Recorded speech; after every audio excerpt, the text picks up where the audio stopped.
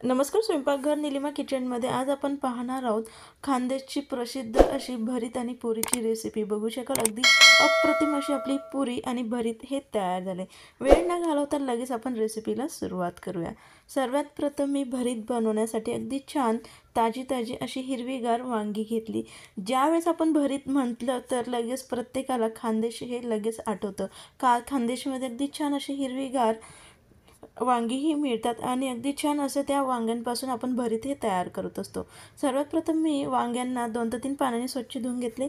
त्यानंतर त्या वांग्यांना आपण ब्रशच्या सहाय्याने किंवा हाताने अशा पद्धतीने तेल हे लावून घ्यायचं. तेल लावल्यामुळे अगदी छान असे आपले वांगे हे भाजून होतात आणि अगदी लवकर ते भाजून देखील होतात. तर लगेच आपण ह्यांना गॅसवरती वांगे एक एक करून भाजून घेणार आहोत. जर आपल्याकडे जाळी असेल वांगे किंवा पापड भाजून घेण्याची, त्याच्यावरती अगदी एकाच वेळेस आपण 2 वांगे अगदी सहज आपण भाजून घेऊ शकतो. आता माझ्याकडे जाळी नसल्यामुळे मी डायरेक्ट एक एक करून वांगं हे अगदी छान एकसारखं असं भाजून घेणार आहोत. जर आपण एकसारखं वांगं हे भाजून घेतलं तर आपलं वांगं हे अगदी छान असं त्याचं साल काढायला अगदी सहज आपल्याला जातं. तर अशा पद्धतीने आपण वांगे हे भाजून घ्यायचं. याच पद्धतीने दोन्ही वांगे मी आता भाजून घेते. तर दोघी वांगे आपले भाजून झाले. त्यानंतर लगेच याचा आपण साल काढायला घ्यायचं नाही. अगदी सहज साल निघण्यासाठी यांना लगेच गार पाण्यामध्ये गरम गरम वांगे असतानाच आपण त्यांना टाकून द्यायचं. एका भांड्यामध्ये मी पाणी घेतले आणि त्यामध्ये आपण वांगे हे भोळून ठेवून देऊ. बरेच जण वांगे हे फक्त ओले करून ठेवून देतात. तसंही केलं तरी काही हरकत नाही आणि 5 मिनटं आपण गार पाण्यामध्ये ठेवलं तर त्यामुळे जे काही आपलं वांग्याचं साल असतं अगदी सहज निघतं. अजिबात आपले हात काळे वगैरे होत नाही आणि जे काही आपलं भरीतचं वांगं असतं त्याचं ते अजिबात काळं होत नाही. नक्की तुम्ही ही ट्रिक वापरून बघा. अगदी छान आपल्याला वेळ न जाता अगदी लवकर आपलं सहज आपण हे साल हे काढून घेऊ शकतो. तर तुम्ही बघत असाल अगदी सहज आपलं साल हे निघतंय आणि आपल्या अजिबात हात हे काळे देखील होत नाही. अशाच पद्धतीने आता आपण संपूर्ण दोघी वांग्यांचं साल हे काढून घ्या. मी दोघी वांग्यांचं साल काढून घेतले. अगदी छान असे आपले वांग्यांचं साल हे काढून झाले. अजिबात आपले वांगे हे काळे न होता अगदी छान साल काढून लगेच त्यांची आपण देठं देखील काढून घेतली. देठं काढून झाल्यानंतर सर्वात प्रथम आपण डायरेक्ट मॅश न करता आधी आपण कट करून बघून घेणार आहोत, जेणेकरून आपल्या वांग्यांना आतमधनं कीड वगैरे लागलं आहे की नाही. तर पाहून घेतले मी, अजिबात आपलं वांगे हे किडकं नाही आहे.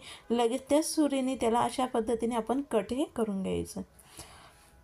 तर अगदी छान मी व्यवस्थित अगदी बारीक असं वांगे हे आपण जे काही भाजून घेतलेले वांगे सुरीच्या सहाय्याने कट करून घेतले आणि त्यानंतर लगेच जे काही आपल्याकडे पावभाजीचं मॅशर असतं त्याच्याने वांगे हे अगदी छान आता मॅश करून घेणार आहोत. जर आपल्याकडे हे नसेल तर आपण तांब्याच्या सहाय्याने किंवा पसरट असं जे काही आपल्याकडे बुंदाचं भांडं असेल त्याच्याने एकसारखं पाणीदार असं मॅश करून घ्यायचं. आता वांगं हे आपलं मॅश करून झालेलं आहे. साईडला यासाठी लागणारा ठेचा तयार करून घेऊ. तर गॅसवरती पॅन गरम करून त्यामध्ये मी 5 ते 6 अगदी तिखट असे हिरवेगार मिरच्या हे गरम करून घेते, म्हणजे भाजून घेते. अगदी थोडंसं तेल टाकून आपण भाजून घेऊ. तेलामुळे अगदी लवकर आपल्या मिरच्या ह्या भाजून होतात. जर कमी तिखट असेल तर थोडंसं जास्तीच्या मिरच्या घाला, का की भरीत म्हटलं म्हणजे अगदी थोडंसं झणझणीत असं आपलं भरीत हे तयार व्हायला हवं. त्यानंतर त्या भाजून घेतलेल्या मिरच्या मी मिक्सरच्या भांड्यामध्ये काढून त्यामध्ये 5 ते 6 लसणाच्या पाकळ्या अगदी थोडंसं मीठ घालून मिक्सरवरती याचा आपण ठेचा हा तयार करून घेऊया. तर अशा पद्धतीने अगदी छान मी जाडसर ठेचा तयार करून घेतला. ठेचा तयार केल्यानंतर त्याच पॅनमध्ये अगदी भरपूर असं आपण तेल गरम करून घेणार आहोत. ज्यावेळी खानदेशामधलं भरीत हे बनवलं जाते त्याच्यामध्ये थोडंसं जास्तीच्या प्रमाणात तेलाचा वापर केला जातो. आपण कमी जास्ती केलं तरी काही हरकत नाही. तेल अगदी छान गरम झाल्यानंतर 1 चमचा मोहरी, अर्धा चमचा जिरा अगदी छान आपण फुलून घेतलं आहे.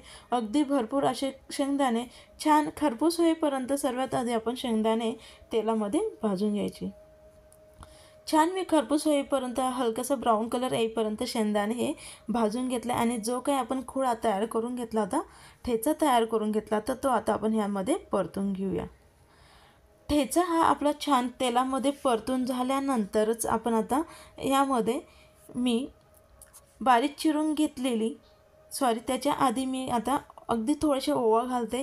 बरेचसे जण ओवा घालतात, बरेच जण ओवा घालत नाही. आपल्या आवडीनुसार आपण घालून घेऊ शकतो. जर आपण घालत नसाल स्किप केलं तरी काही हरकत नाही. लय बारीक चिरून घेतलेली अगदी भरपूर अशी कोथिंबीर, बारीक चिरून घेतलेली कांद्याची पात, याला फक्त आपण मिनिटभर तेलामध्ये छान परतून घेणार आहोत, जेणेकरून जो काही थोडाफार कांद्याची पातीचा वास असतो तो निघून जाऊन खूप छान असं आपलं भरीत हे चवीला लागतं. बरेच जण फक्त वरून घालून कांद्याची पात ही वापरत असतात. तर आता आपलं छान परतून झाल्यानंतर लगेच साईडला आपण भाजून घेतलेलं वांगं हे आपण आता संपूर्ण यामध्ये टाकून घेऊया. यात टाकल्यानंतर अगदी थोडंसं चवीनुसार मीठ घालून याला व्यवस्थित मिक्स करून घेऊ. आपण ज्यावेळेस ठेचा बनवला त्यावेळेस देखील मिठाचा वापर केला आहे, म्हणून यावेळेस मी अगदी थोडासा मिठाचा वापर करून त्याला छान आता मिक्स करून घेते. 1 ते 2 मिनिटभर अगदी छान परतून मिक्स करून आता हे भरीत आपण छान असं शिजवून घेणार आहोत. खानदेशाचं नाव म्हटलं म्हणजे पहिले दाल बाटी आलं, बट्टे आणि वरण किंवा जळगाव म्हटलं म्हणजे अगदी फेमस अशी भरीत आणि आपलं वरणबट्टी हे बनवलं जातं. 2 ते 3 मिनटं मी अगदी छान भरीत हे शिजून घेतले. अगदी परफेक्ट असं आपलं भरीत हे तयार आहे. लगेच आता आपण पुरी ही तयार करून घेऊ. पुरी बनवण्यासाठी मी परातीमध्ये 2 कप गव्हाचं पीठ, अगदी थोडासा रवा घातल्या. रव्यामुळे खूप छान अशी आपली पुरी ही तयार होते.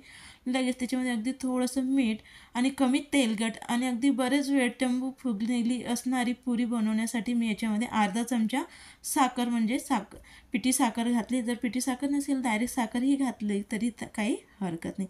याला व्यवस्थित आता आपण मिक्स करून घेऊया.